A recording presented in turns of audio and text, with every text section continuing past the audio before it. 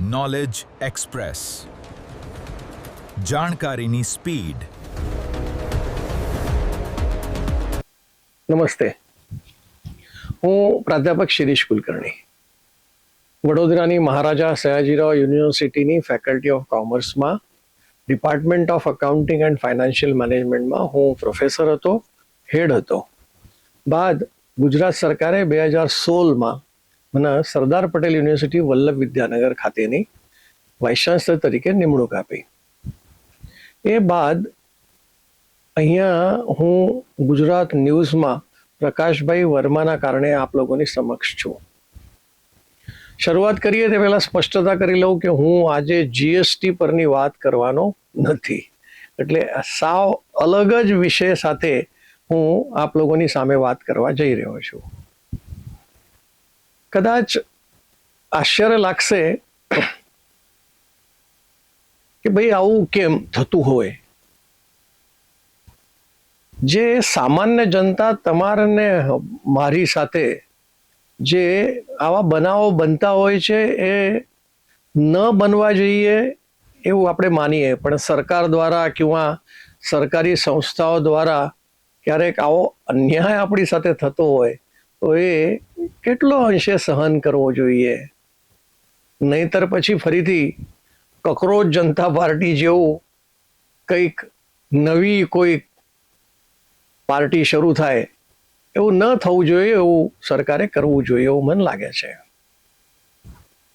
તો એક સરકાર એટલે તમે ને હું પણ એક સરકારનો અંશ છીએ.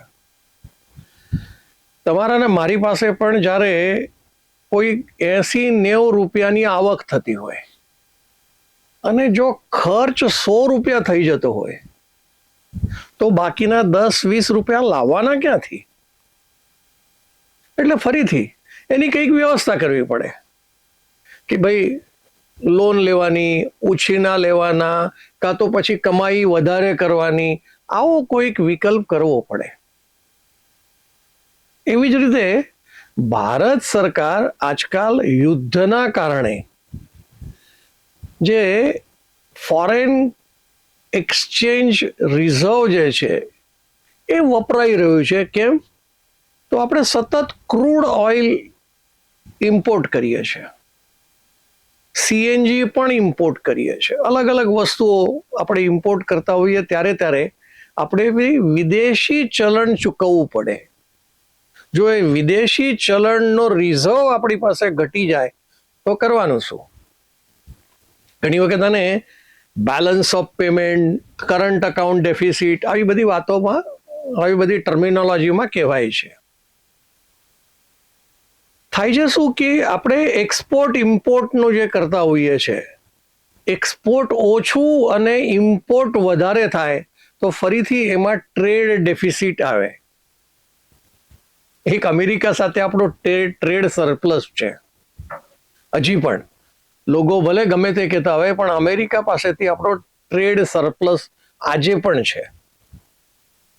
પણ ટ્રેડ ડેફિસિટ જ્યારે થતું હોય, ઇમ્પોર્ટ વધારે અને એક્સપોર્ટ ઓછું, ત્યારે ટ્રેડ ડેફિસિટ આવે. પછી એ ગુડ્સનો હોઈ શકે, સર્વિસીસનો હોઈ શકે, પણ ગમે તે કારણસર આ પ્રકારનું આપણી સમક્ષ ઘટ પડતી હોય સરકાર પાસે વિદેશી ચલણની. તો એ વિદેશી ચલણ લાવવાનું ક્યાંથી? અને બીજા શબ્દોમાં આપણે કે જે બેલેન્સ ઓફ પેમેન્ટ એટલે આપણે ઘટ હોય તો એ પૂરી કરવાની છે. એ ઘટ પૂરી કરવાનો સરકાર પાસે કંઈક તો રસ્તો હોવો જોઈએ ને. તો સરકારે 5મી જૂન 2026 એટલે હમણાં 2-3 દાડા પહેલા શુક્રવારે ભારત સરકાર અને રિઝર્વ બેંક ઓફ ઇન્ડિયા બંને એક સાથે ઘોષણા કરી. શાની ઘોષણા કરી? કે ભાઈ વિદેશોમાંથી આજે કદાચ એ બહુ મોટો ધડાકો થવાની શક્યતાઓ છે કે ભાઈ શેર બજાર તૂટી જશે. શેર બજાર કેમ તૂટી જશે? તો જે ફોરેન પોર્ટફોલિયો ઇન્વેસ્ટર્સ છે એમના પૈસા ઉપાડી લેશે. ભાઈ એ કેમ ઉપાડી લેશે? કેમ કે યુદ્ધની પાછી ભણકારા વાગી રહ્યા છે. અથવા તો ફોરેન પોર્ટફોલિયો ઇન્વેસ્ટર્સ જે છે, એટલે ફોરેન પોર્ટફોલિયો ઇન્વેસ્ટર એટલે શું? વિદેશી સંસ્થાઓ, વિદેશી વેપારીઓ ભારતની કંપનીઓના શેર્સમાં રોકાણ કરે એ એફપીઓ. તો એવા લોકોને જો એમ લાગે કે ભાઈ અમારે હવે અહીંયાના બદલે બીજે કોઈક જગ્યા પર રોકાણ કરવું હોય તો અમને વધારે નફો મળે, વધારે રિટર્ન્સ મળે, એટલા માટે પૈસા ઉપાડી લે. જો એફપીઓ પૈસા ઉપાડી લે તો કે 1-2-4 રૂપિયા કે 2-4 કરોડ એવું નથી હોતું, હજારો કરોડના સંખ્યામાં, કેમ કે એ લોકો સમૂહમાં છે. એવું નથી કે એકલો દોકલો છે, પણ એ જ્યારે ઉપાડે છે તે વખતે ધડામથી આપણું શેર બજાર તૂટી જાય છે. હવે શેર બજાર એફપીઓના કારણે તૂટી જતું હોય, ક્રૂડ ઓઇલ ખરીદવામાં આપણી પાસે જો વિદેશી ચલણ ન હોય તો પણ આપણી સમસ્યા ભવિષ્યમાં વધારે થઈ શકે. એના કારણે ભારત સરકારે આ ઘોષણા જે 5મી જૂને કરી, એ ઘોષણા શું કરી કે ભાઈ જે વિદેશી નાણું ભારતમાં લઈ આવે એ પછી શેર બજારની અંદર પૈસા રોકે અથવા તો એક્સટર્નલ કમર્શિયલ બોરોઈંગ, એટલે ભારતના વેપારીઓ વિદેશમાંથી લોન લે, એફઆઈઆઈ, એટલે આવા બધા જે પૈસા રોકી શકે એવા છે, પૈસા ભારતમાં લાવી શકે, પૈસા લાવી શકે એટલે વિદેશી ચલણ ભારતમાં લઈ આવી શકે, એવા લોકો માટે ભારત સરકારે સવલત કરી. કઈ સવલત કરી કે ભાઈ જે અત્યાર સુધી ક્યારે પણ નથી થયું એવું સરકારે આ ઘોષણા કરી છે કે ભાઈ જે કઈ વિદેશી ચલણ લાવનાર લોકો છે એમના રોકાણો ઉપર કોઈ પણ પ્રકારનો વ્યાજ જે આવશે એ વ્યાજ ઉપર ઇન્કમ ટેક્સ નહીં લાગે. આજે તમે ને હું કોઈ જગ્યા પર રોકાણ કરીએ અને એમાંથી આપણને અરે ઇવન સેવિંગ બેંકમાં પણ આપણું જો રોકાણ હોય, બચત ખાતામાં પૈસા રોકેલા હોય તો એના વ્યાજ પર પણ ટેક્સના પૈસા ચૂકવવા પડે, ઇન્કમ ટેક્સ ચૂકવવો પડે. ભાઈ આપણું સેવિંગ હોય કેટલું, જો આપણે પેલા થ્રેશોલ્ડ લિમિટની બહાર જઈએ તો આપણને એના ઉપર પણ ટેક્સના પૈસા ચૂકવવા પડે. તો આ લોકો તો કરોડો, હજારો કરોડો રૂપિયા, અબજો રૂપિયા લઈને ભારતમાં આવે તો એમના વ્યાજ ઉપર કોઈ પણ જાતનો ઇન્કમ ટેક્સ નહીં લાગે, એટલે એમને ઇન્કમ ટેક્સમાંથી મુક્ત કર્યા. અંગ્રેજીમાં અમે એને એક્ઝમ્પશન કહીએ છીએ, એટલે એ એક્ઝમ્પશન એ લોકોને મળી જાય.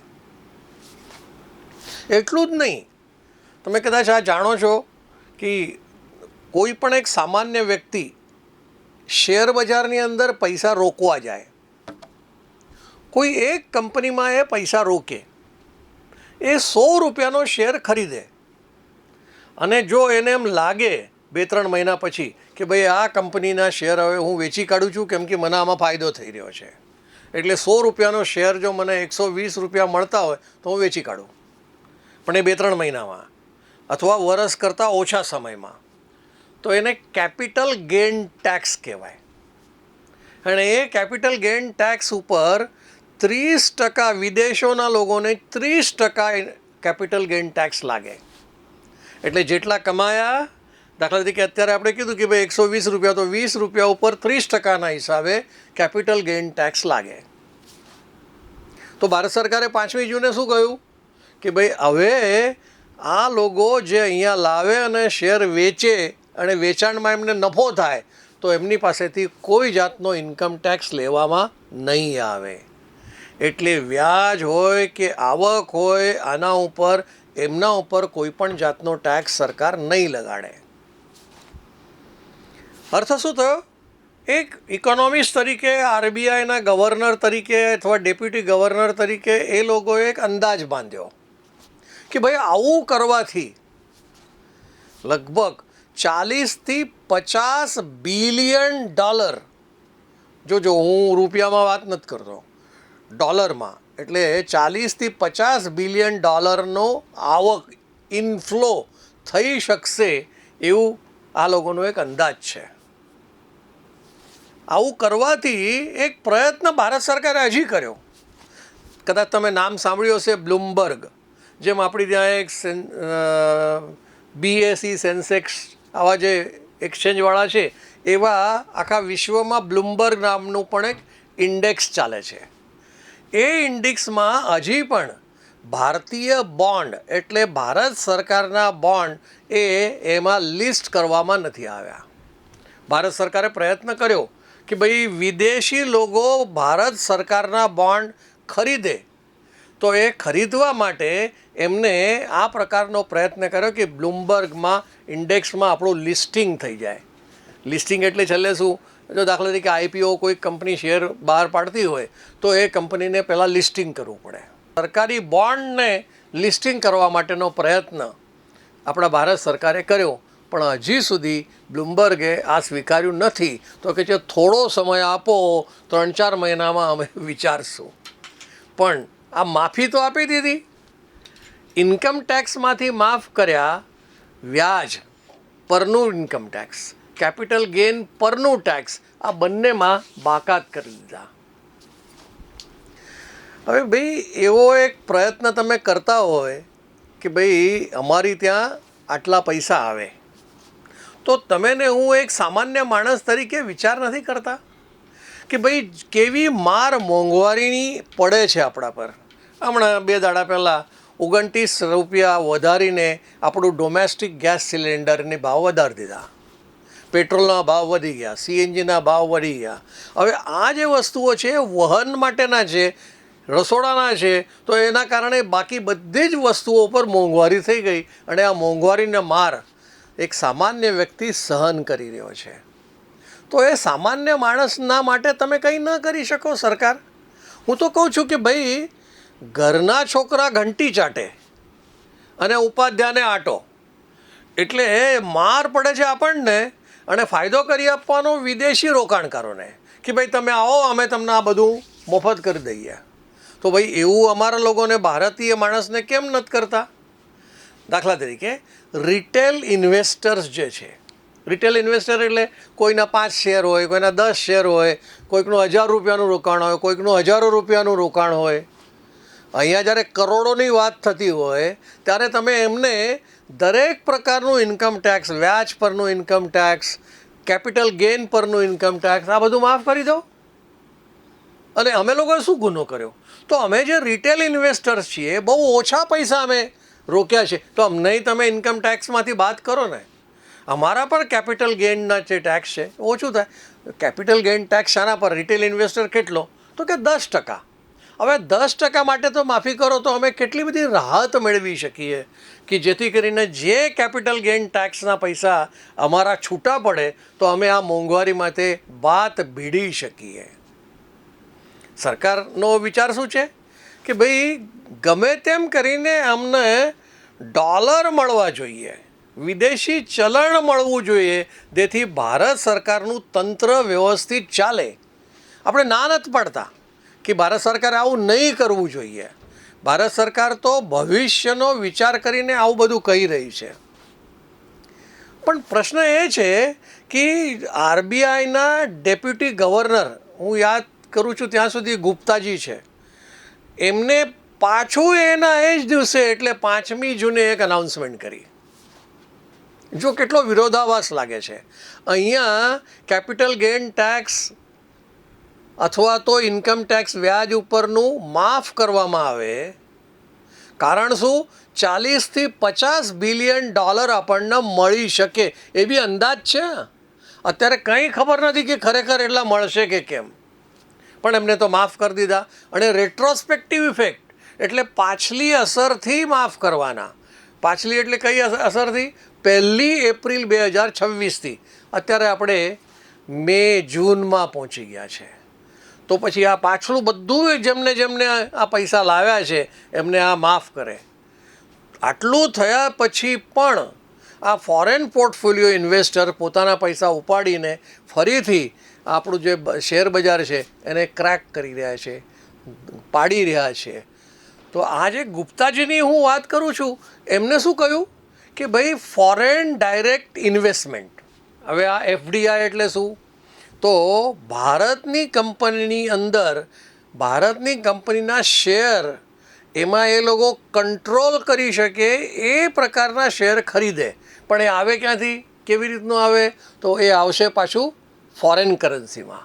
એટલે ફોરેન કરન્સીની જરૂર છે. ત્યાં ગુપ્તાજી શું કહે છે કે ભાઈ ગયા વર્ષે 95 બિલિયન ડોલર, જોજો હું ફરીથી ડોલરમાં જ કહું છું, 95 બિલિયન ડોલર આટલું એફડીઆઈ તો આવી ગયું છે. અને અમારી કલ્પના એવી છે આવનારા સમયમાં એટલે ચાલુ વર્ષે 100 બિલિયન ડોલર કરતાં પણ આ ક્રોસ કરશું. હવે કેવો વિરોધાભાસ છે? એક તરફ સરકાર અને આરબીઆઈ એવું કહે છે કે ભાઈ અમને 40-50 બિલિયન ડોલર મળે તો આપણે ખુશ થઈ જઈએ. આ બાજુ ગુપ્તાજી કહે છે કે ભાઈ આપણને તો ઓલરેડી 100 બિલિયન ડોલર મળી જ રહ્યા છે, તો હવે પૂરું કરો ને ભાઈ. તો માફી આપવાની, તોય શેર બજાર આપણું કડકભૂસ થઈ જાય અને એફપીઆઈ પાછા જતા રહે. તો આ પ્રકારની પરિસ્થિતિ હોય તો આપણે એમ કહીએ કે ભાઈ તમે અમને માફ કરતા હોય તો અમને માફ કરો ને, અમારી પાસે પૈસા બચશે અને અમે આ મોંઘવારી સામે લડી શકશું. આવો એક પ્રયોગ આપણે ભારત સરકારને વિનંતી કરીએ કે ભાઈ તમે પણ અમારી વસ્તુ સ્થિતિને, આર્થિક સ્થિતિને ધ્યાન રાખો અને અમને પણ આ કેપિટલ ગેઇન ટેક્સમાંથી માફ કરો. આભાર. Knowledge express. જાણકારીની સ્પીડ.